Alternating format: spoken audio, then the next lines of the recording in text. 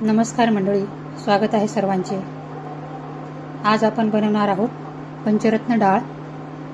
तर ही रेसिपी शेवटपर्यंत नक्की बघा, कुठेही स्किप करू नका आणि मला कमेंट्स बॉक्समध्ये सांगा ही पंचरत्न डाळ कशी झालेली आहे ते। ही पंचरत्न डाळ बनवण्यासाठी आपण इथे घेतलेले आहेत 5 प्रकारच्या डाळी। त्याच्यामध्ये आहे मूग डाळ, तूर डाळ, मसूर डाळ, उडीद डाळ आणि चणा डाळ। ह्या 5 प्रकारच्या डाळी आपण घेतलेल्या आहेत पंचरत्न डाळ बनवण्यासाठी। ह्या 5 डाळींचा पंचरत्न डाळी बनवण्यासाठी उपयोग केला जातो। यानंतर आपण बघूया। यानंतर आपण इथं बघत आहात घेतलेला आहे 2 इलायची, अर्धा चमचा जिरे, 1 चमचा मीठ, अर्धा चमचा हळद, चिमूटभर हिंग, थोडेसे कट करून घेतलेले आल्याचे तुकडे, 1 चमचा मिरची पावडर आणि 3 लाल सुक्या मिरच्या। तसेच आपण इथं 2 छोटे टोमॅटो घेतलेले आहेत। त्याचबरोबर आपण इथं एक मध्यम आकाराचा कांदा घेतला आहे आणि या सर्व साहित्याबरोबरच इथं आपण 50 ग्रॅम एवढं तूप घेतलेलं आहे। चला तर मग थोडाही वेळ न वाया घालवता ही पंचरत्न डाळ कशी बनवायची हे बघण्यासाठी आपण रेसिपीला सुरुवात करूया। पॅन छान गरम झालेला आहे। आता मी यात टाकत आहे अर्धी पळी तूप। मी 50 ग्रॅम तूप घेतलं होतं, पण ते आपल्याला नंतर डाळीवरती टाकायचं आहे म्हणून ठेवलेलं आहे। तूप छान गरम झालं आहे। आता मी यात टाकून घेते या 2 इलायची। इलायची टाकल्यानंतर आपल्याला टाकायचे आहेत अर्धा चमचे जिरे। जिऱ्याच्या नंतर आपल्याला टाकायचे आहेत बारीक लांबट असे कापून घेतलेले आल्याचे तुकडे।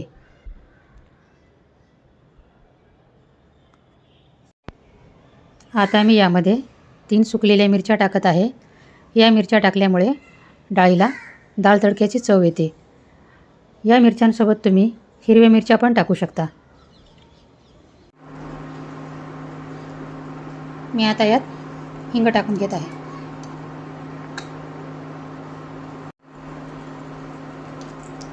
आता टाकूया ही कढीपत्त्याची 8-10 पानं। ही जी पंचरत्न डाळ आहे त्यासाठी असा लांबड्या प्रकारचा कांदा कापला जातो, तो मी एक कापून घेतलेला कांदा यात टाकत आहे। या डाळीमध्ये 5 प्रकारच्या डाळी असतात, त्याच्यामुळे ह्याला पंचरत्न डाळ असे म्हटले जाते। आता मी यानंतर याच्यामध्ये टाकणार आहे 2 कापून घेतलेले टोमॅटो।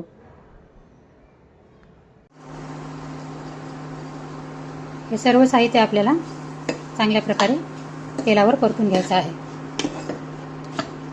चांगल्या प्रकारे म्हणजे याला तेल सुटेपर्यंत परतून घ्यायचं आणि टोमॅटो आणि कांदा थोडासा नरम व्हायला पाहिजे। कांदा ट्रान्सपरंट व्हायला पाहिजे आणि टोमॅटो थोडासा नरम व्हायला पाहिजे, तोपर्यंत आपण याला परतून घ्यायचं। आता आपला कांदा आणि टोमॅटो चांगल्या प्रकारे परतून होत आहे। कांदा पण चांगला ट्रान्सपरंट होत आहे आणि टोमॅटो पण मऊ पडत आहे। यासाठी आपण तडका पण बनवू शकतो, पण मी तडक्याचे साहित्य फोडणीमध्येच टाकले, त्याच्यामुळे मला वेगळा असा तडका करायची गरज वाटत नाही। अशा प्रकारे हा पंचरत्न डाळ खूप छान प्रकारे बनली जाते। आपल्या घरी कोणी पाहुणे आले किंवा आपल्याला एखाद्या वेळेस स्पेशली वाटलं की आपण काहीतरी वेगळ्या प्रकारची डाळ बनवायची आहे, तेव्हा आपण ही पंचरत्न डाळ किंवा पंचरत्न कोरमा बनवू शकतो आणि एन्जॉय करू शकतो। मी मगाशी सांगितल्याप्रमाणे वेगळा असा तडका बनवायची काही गरज नाही। मी फोडणीमध्येच तिखट पावडर टाकलेला आहे आणि ह्यामुळेच तडक्याची गरज भासणार नाही आणि तडक्याची चव आपल्या डाळीला येईल। तर मी आता टाकणार आहे अर्धा चमचा हळद। ॲक्च्युअली ही जी पंचरत्न डाळ आहे ना, ही राजस्थानी डिश आहे। राजस्थानमध्ये ही खूप मोठ्या प्रमाणात खाल्ली जाते आणि आता आपल्याकडे पण ही बरीच लोकं आवडीने बनवतात. एवढंच नव्हे तर अनेक तुम्हाला लग्नांमध्ये किंवा पार्ट्यांमध्ये किंवा कुठल्या कार्यक्रमांमध्ये राजस्थानी मेनू बघायला मिळेल. राजस्थानी सजावट आणि राजस्थानी पोशाखासोबत राजस्थानी मेनू पण आता पाहायला मिळत आहे. राजस्थानी मिठाया, राजस्थानी मेनू, राजस्थानी फूड हे सगळं आजकाल आपल्याला महाराष्ट्रात मोठ्या प्रमाणात बघायला मिळत आहे. फोडणी आता चांगल्या प्रकारे बसली आहे. आता आपण टाकूया ह्या 5 डाळी ज्या की मी शिजवून घेतलेल्या आहेत. मी शिजवतानाच त्यात थोडीशी हळद टाकलेली होती. आता नंतर आपण फोडणीमध्ये टाकले कलर येण्यासाठी. आता आपल्याला हे चांगल्या प्रकारे मिक्स करून घ्यायचं आहे. मी यासाठी तूर डाळ, मूग डाळ, चणा डाळ, उडीद डाळ आणि मसूर डाळ अशा 5 प्रकारच्या डाळी घेतल्या होत्या. आणि त्या डाळी मी वेगवेगळ्या भिजत घातल्या होत्या, कारण प्रत्येक डाळीचा टणकपणा वेगळा असतो ना. मी चणा डाळ 1 तास भिजवलेली, उडीद डाळ अर्धा तास भिजवलेली, तूर डाळ पण अर्धा तास, मूग डाळ आणि मसूर डाळ 15-15 मिनिटं अशा वेगवेगळ्या भिजत घातल्या होत्या. आणि त्याच्यानंतर मी त्या 3 पाण्याने स्वच्छ धुवून कुकर लावून कुकरमध्ये शिजवून घेतलेले आहे.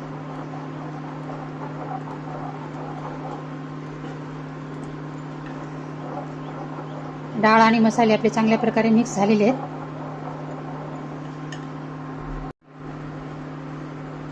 आता आपण यात थोडंसं गरम केलेलं पाणी आहे ते पाणी टाकूया. जास्त अशी पातळ बनवायची नाही आपल्याला, डाळ थोडीशी घट्टच बनवायची आहे, त्यामुळं कमीच पाणी टाकले मी. हे आता आपण थोड्या वेळ हलवून घेऊया.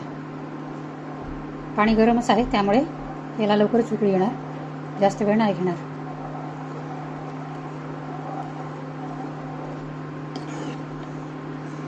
सगळ्या बाजूनी मसाले वगैरे चांगल्या प्रकारे मिक्स होतात. सगळ्या बाजूनी छान असं मिक्स करून घ्यायचं.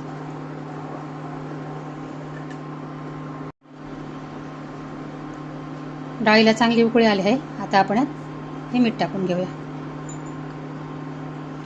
मीठ टाकल्याच्या नंतर आपल्याला थोडंसं हलवून घ्यायचं आहे, म्हणजे मीठ चांगल्या प्रकारे डाळीमध्ये मिक्स होईल.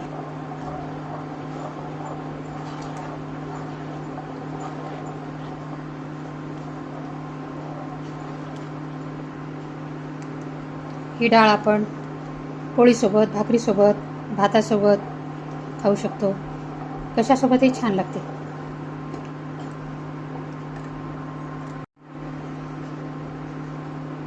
सर्वात शेवटी आपण टाकून घेऊया कोथिंबीर. कोथिंबीर पण आपण चांगल्या प्रकारे मिक्स करून घेऊया.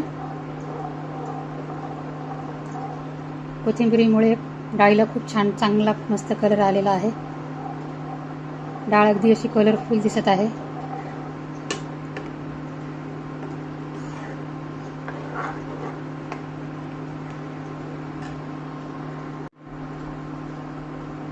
आता आपण हे जस्ट 2-3 मिनिटं झाकून ठेवूया. 5 मिनिटानंतर मी हे बघत आहे.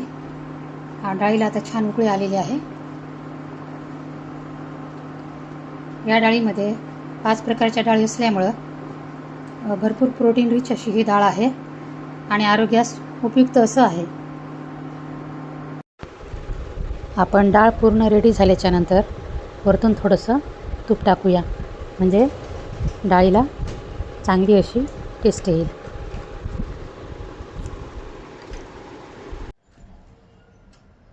तर मंडळी, ही पंचरत्न डाळ किंवा पंचरत्न कोरमा तुम्हाला कसा वाटला ते मला कमेंट बॉक्समध्ये नक्की सांगा.